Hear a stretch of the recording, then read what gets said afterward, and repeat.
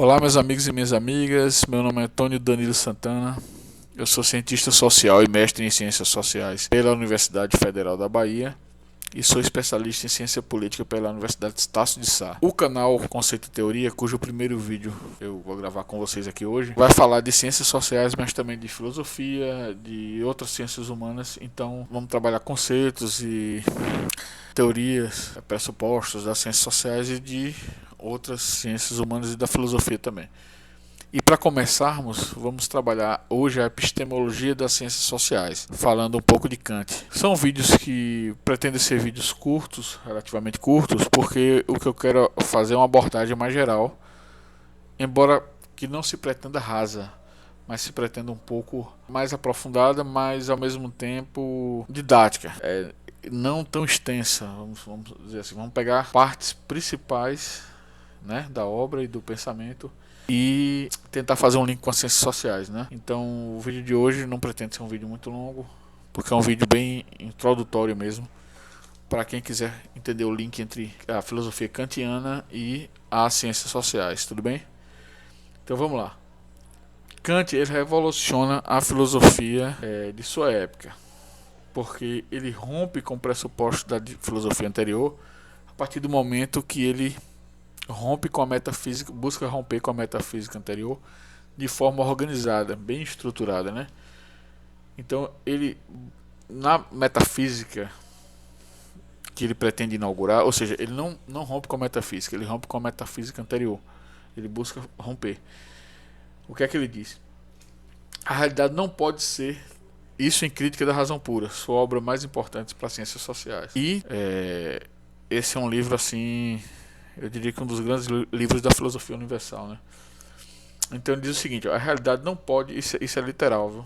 A realidade não pode ser tomada só pelo próprio pensamento, mas pelo que está no exterior também.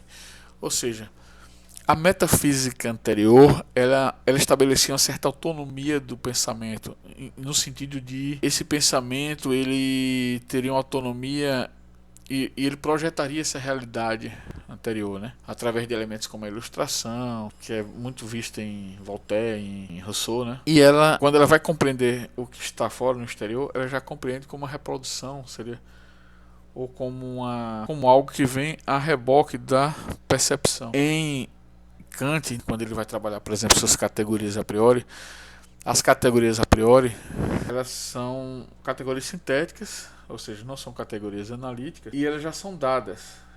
Elas são uma espécie de conhecimentos dados, né, vamos dizer assim. Só que esses conhecimentos que vêm antes da experiência, eles só se realizam, só se materializam no contato com a experiência. Conseguem compreender? Não, ou seja, o que a Kant está dizendo? São categorias, apesar de ter uma autonomia, ele é um conhecimento já dado a priori. Esse conhecimento ele só se realiza na experiência. Ele não projeta essa experiência. Isso é importantíssimo para as ciências sociais. Lá, quando a sociologia já se estabelece como disciplina autônoma, quando você vai trabalhar escolas como, por exemplo, o interacionismo simbólico, né?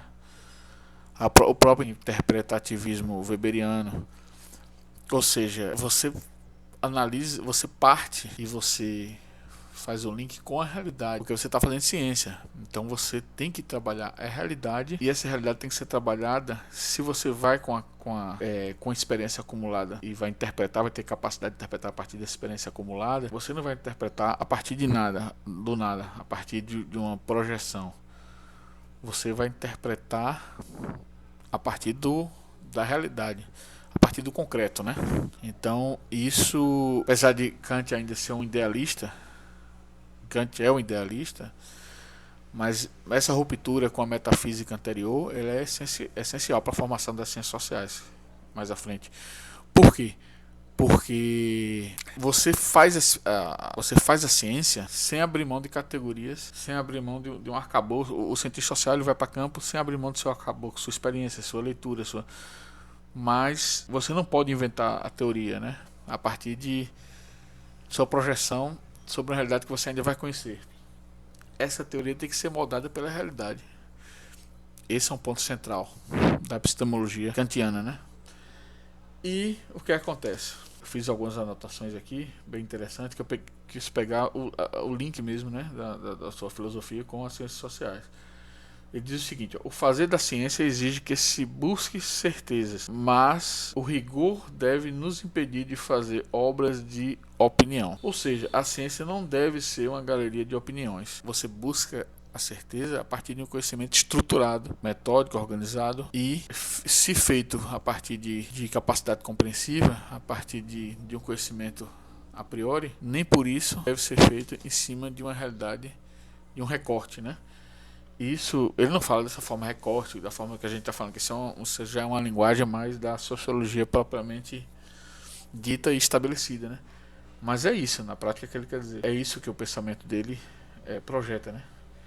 Então, quando ele vai trabalhar categorias a priori, por exemplo, aí ele diz que as categorias são categorias sintéticas e não analíticas de conhecimentos dados, que vêm antes da experiência.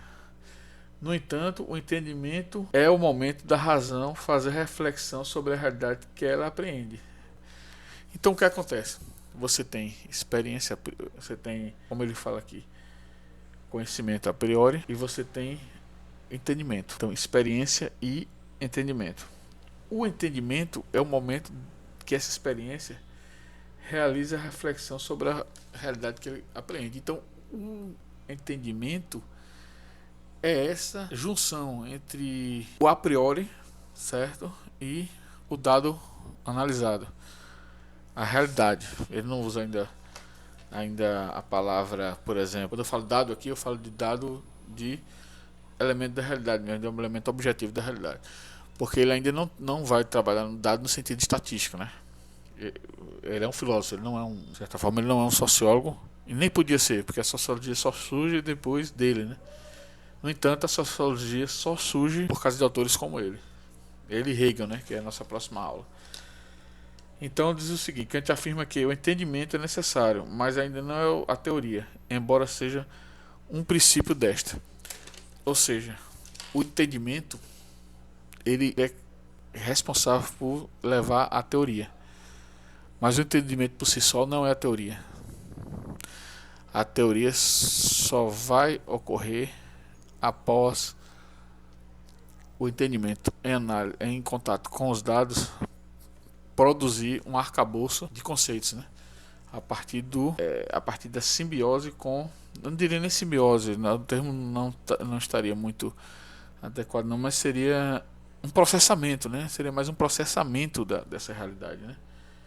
Então o conceito deve ser claro, limpo, de tal modo que possamos intuí-lo. Assim, a estética seria um elemento essencial do texto. Aqui ele quer dizer o seguinte, que na própria forma de escrita, para você produzir uma teoria, essa forma tem que estar bem organizada, limpa, clara e objetiva.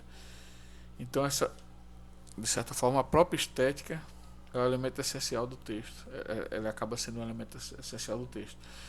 E a partir da própria estética, ou seja, da própria forma como escrevemos, a gente tem que intuir esse conhecimento que está inserido no texto. E é aí que ele combate os empiristas nesse sentido, né? E racionalistas, porque ele diz que eles também, como ele, buscam fazer uma ruptura com a metafísica anterior, mas essa ruptura se dá de modo disperso, não organizado, tal. Então, Kant era um filósofo muito metódico, né? Então, assim, a questão da metodologia, da organização, da organicidade, da estruturação da obra é essencial em Kant. Ele é muito detalhista, ele é muito preocupado com informar bem o conceito, com a objetividade, né? Então, a própria crítica dele ele diz que quando você faz uma crítica à metafísica anterior, que é a metafísica da projeção, né, da realidade ou da ideia acima da realidade, não interação com o exterior, né, ela pode cair numa mera conceituação opinativa e não baseada no dado mesmo, na realidade concreta, né? Ele é muito preocupado com isso aí. Então, assim, eu diria que, em resumo, para fechar aqui nosso primeiro vídeo, eu diria que o que as ciências sociais herda de de Kant é muito essa preocupação com a organização, né, o método, com esse link entre um arcabouço de conhecimento anterior e a aplicação desse conhecimento para interpretar essa realidade. A gente herda muito isso, as ciências sociais herdam muito isso de Kant, embora muita gente nem saiba disso, né? Porque isso é muito ligado a essa disciplina de epistemologia das ciências sociais, né? Falando, né? Então, por enquanto é isso. Eu espero que vocês tenham gostado desse primeiro vídeo do canal. E se vocês gostaram, eu peço humildemente que considerem se inscrever no canal e dar um like. E se puderem, mandar esse vídeo para outras pessoas que estejam interessadas nesses temas, ok? Um abraço, até o próximo vídeo. Até mais, com mais conceito e teoria.